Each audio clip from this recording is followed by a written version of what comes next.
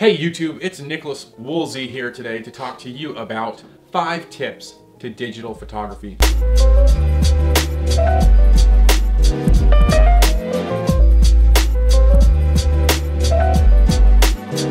Now, if you are advanced, you may want to skip this video, or if you know quite a bit about photography, you might want to jump on to the next video because this is for our friends who are just starting out in the photography world. Here are my 5 tips for you. Number 1, it is not all about the gear. Too often we find photographers that believe it is all about the cameras and the lenses and how much gear you can accumulate. Fact of the matter is, before there was ever tons and tons of gear, we had people getting enormously stunning shots with just a film camera and a 50mm lens. Don't get caught up in buying tons of gear. It's while the gear is good, you need to have a purpose for each piece that you buy. If you're just buying nilly-willy, you'll notice that your photography work is not going to get as good as fast as you are buying the gear.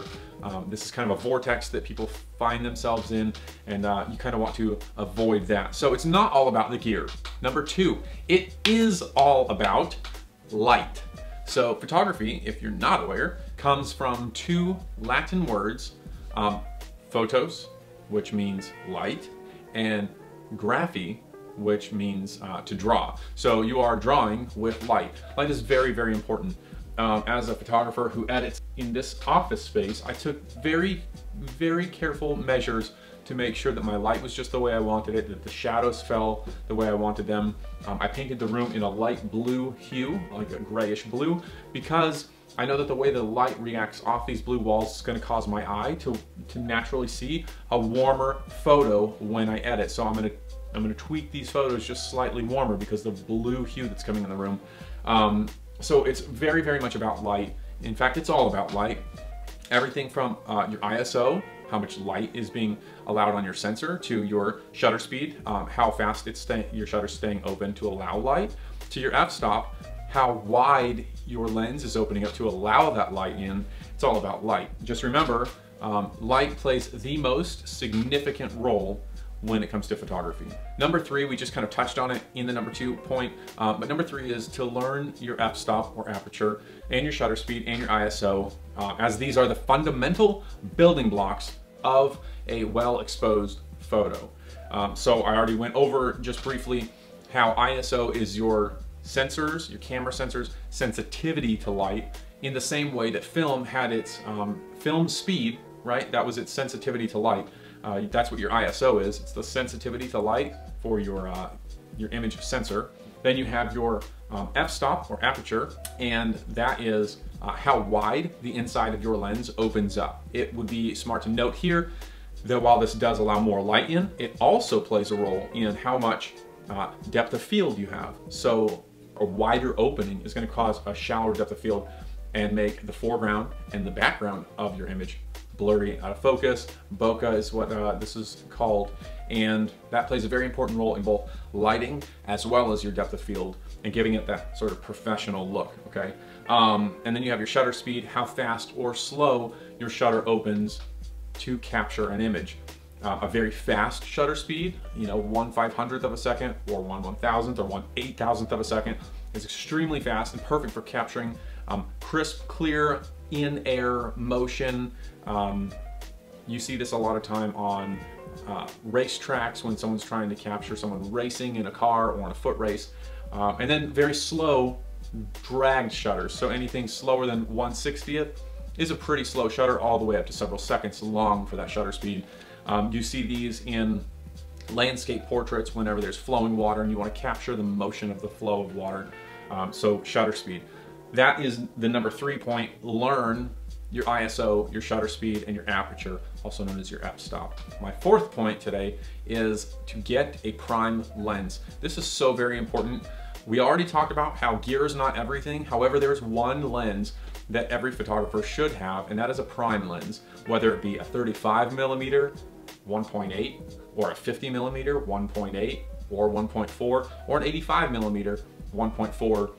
It's very important to have one of these lenses, especially if you're in any kind of wedding or portraiture or taking pictures of animals. These are very, very important because they offer a nearly perfect flat image with very little distortion in that image. So for myself, I have here my pride and joy, and I shoot with this lens the most. This is the 85mm 1.4, and it is absolute bliss.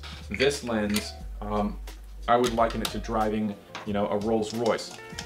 It's buttery smooth, it's powerful, it can handle all the curves, it takes the cake when it comes to lenses. This is an amazing lens. It's pricey. I think I purchased this one for $1,600 when I bought it. It is a little bit pricey, but turns out a fantastic photo. Another lens that is excellent for this kind of thing, and that is actually cheaper and comparable to this, is the 50mm 1.4 on either Canon or Nikon. Those range, I think, $500 or $600, slightly more or less depending on where you get them, but very comparable to this. With the 50mm, because it's a slightly wider lens and it's not so zoomed in, if that makes sense, you'll get more information in your image, whereas the 85 is pretty close to your subject if you're standing, you know, 10 feet away versus 10 feet away with the 50mm. I hope that makes sense. The final tip that I have today is not so much about the gear and the theory of things, but just kind of an attitude to approach your photography, and that is this: be really hard on yourself. Okay, there's one thing that photographers know that have been doing photography for a while, and that is we have yet to capture our greatest image.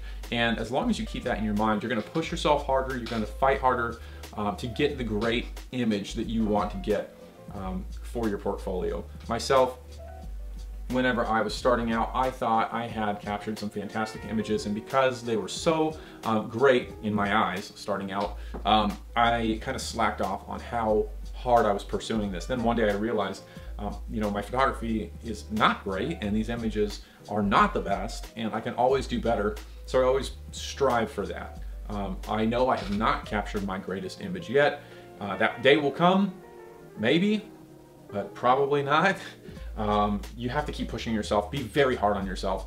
When an image is great and amazing, find the flaw in it so that next time the opportunity presents itself, you'll know what you need to be focused on. All right, that's no pun intended. All right, no pun intended on the focusing. I hope this helped you today. I hope these 5 tips for beginners helped you.